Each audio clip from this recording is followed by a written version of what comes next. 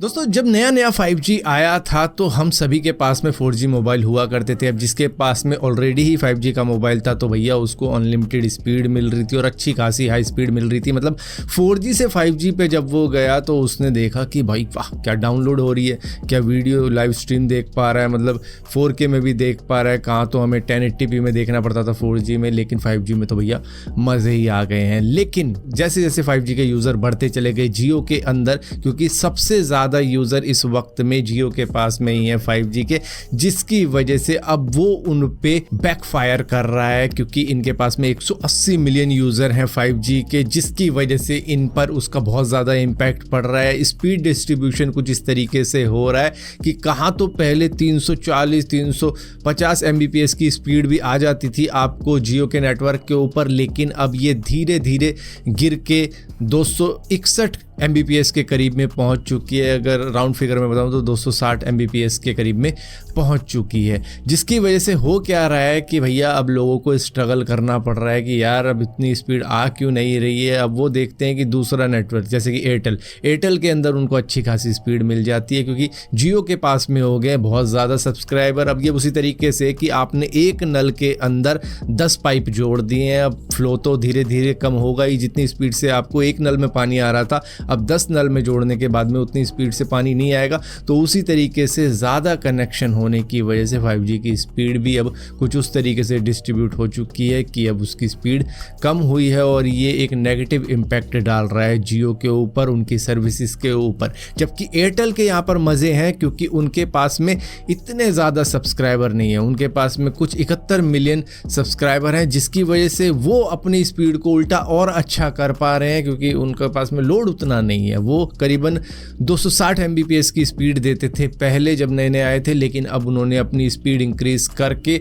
280 तक पहुंचा दी है। तो इन्होंने थोड़ी बहुत इम्प्रूवमेंट करी है, लेकिन जियो अभी भी स्ट्रगल कर रहा है क्योंकि उनके पास में ज़्यादा बंदे हो चुके हैं। लेकिन हाँ, वो भी कुछ ना कुछ जुगाड़ बैठाएगा कि किसी तरीके से सभी को बराबर की स्पीड मिलती रहे। लेकिन यहाँ पर इस बीच में VI सामने आ रहा है, जो कि अभी 5G के नेटवर्क लगा रहा है, तो उनके यूज़रों को भी अच्छी खासी स्पीड मिलने वाली है शुरू में, जब तक, क्योंकि उनके पास में सबसे लो सब्सक्राइबर है। लेकिन जैसे ही उनका 5G शुरू होगा और अच्छी खासी स्पीड मिलने लग जाएगी तो फिर लोग शायद उनकी तरफ शिफ्ट हो जाएं। दोस्तों कैस्पर इसका एंटीवायरस के बारे में तो आपको मालूम ही होगा, इसको आपने अपने PC में भी इंस्टॉल किया होगा या फिर अपने मोबाइल में इंस्टॉल किया होगा। मतलब सबसे पहले इसी का नाम काफ़ी ज़्यादा पॉपुलर हुआ करता था, क्योंकि जब भी हम नया PC लेते थे तो उसके साथ में जो CD मिलती थी उसमें ये मिल जाता था कि भाई फ्री में आप इंस्टॉल कर लो कैस्पर इसका है, और इसके साथ में कूपन मिल जाता था, जिसकी वजह से कुछ महीने फ्री में चल जाता था। उसके बाद में की बाय करनी पड़ती थी। लेकिन बाइडेन एडमिनिस्ट्रेशन ने अब US के अंदर से कैस्पर इसका एंटीवायरस को पूरी तरीके से बैन करने का फैसला ले लिया है। उनका मानना है कि ये एक रशियन कंपनी है, जिसकी वजह से US सिटीजन पे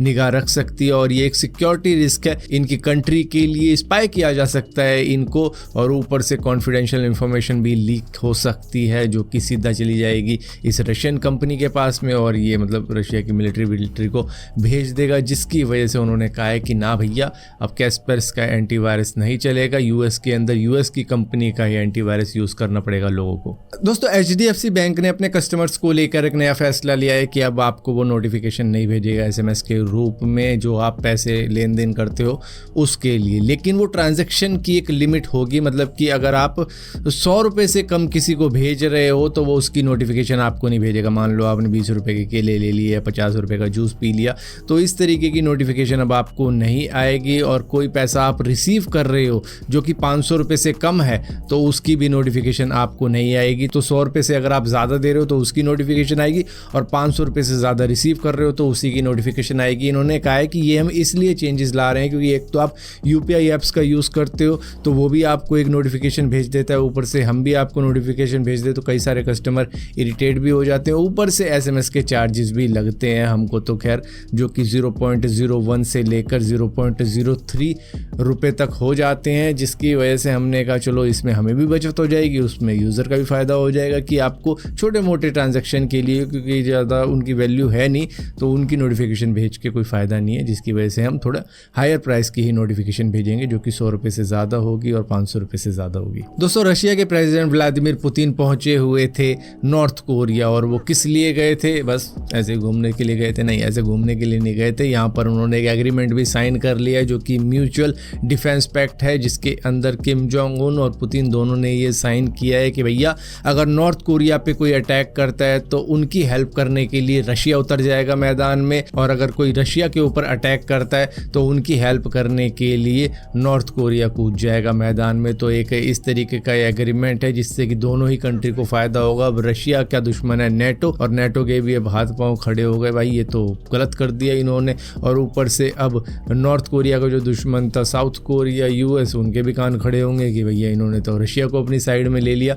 तो इन दोनों ने तो अपना फ़ायदा कर लिया है, जिसकी वजह से अब वेस्टर्न कंट्री भी थोड़ी हिली हुई है, और जो एशियन कंट्री है साउथ कोरिया वो भी हिली हुई है। जापान भी थोड़ा बहुत हिला होगा क्योंकि उनके ऊपर से भी 1-2 रॉकेट छोड़ देते हैं। तो यहाँ पर इन दोनों ने म्यूचुअल एग्रीमेंट साइन करके आधी दुनिया तो हिलाई दी है। दोस्तों यूएस के अंदर प्रेसिडेंशियल इलेक्शन होने वाले हैं, जिसकी वजह से डोनाल्ड ट्रंप अब कुछ ऐसे प्रोमिस भी कर रहे हैं जो कि उनसे पहले उम्मीद नहीं की जाती थी। दरअसल वो कह रहे हैं हम यूएस का ग्रीन कार्ड बांटेंगे भैया इंडियन स्टूडेंट्स को या दूसरी कंट्री के स्टूडेंट्स को, जो भी अच्छे खासे कॉलेज के अंदर पढ़ रहा है और वो अच्छी खासी डिग्री ले ली है या फिर वो पढ़ाई के अंदर काफ़ी ज़्यादा अच्छा है, तो ऐसे स्टूडेंट्स को वो नहीं चाहेंगे कि वो अपनी कंट्री के अंदर वापस जाएं, बल्कि वो इस कंट्री के सिटीजन बने। उसकी वजह से वो उनको ग्रीन कार्ड देंगे अगर आपकी परफॉर्मेंस अच्छी है कॉलेज के अंदर, ताकि आप यहीं पर रहो और यहीं पर अच्छा खासा अपना फ्यूचर बनाओ, क्योंकि ऐसे स्टूडेंट्स की ज़रूरत है यूएस को, और वो क्यों जाने दे किसी और कंट्री के अंदर ऐसे ब्रिलियंट लोगों को। ऊपर से जो बाइडेन का स्टैंड कुछ ऐसा है कि भैया जो भी इमिग्रेंट्स है यूएस के अंदर आया है, उसने यूएस नेशनल से शादी कर ली है, तो उसके लिए भी हम रास्ते खोल लेंगे यूएस का सिटीजन बनने के लिए। तो ये अलग धुन में चल रहे हैं, वो अलग धुन में चल रहे हैं इस वक्त में।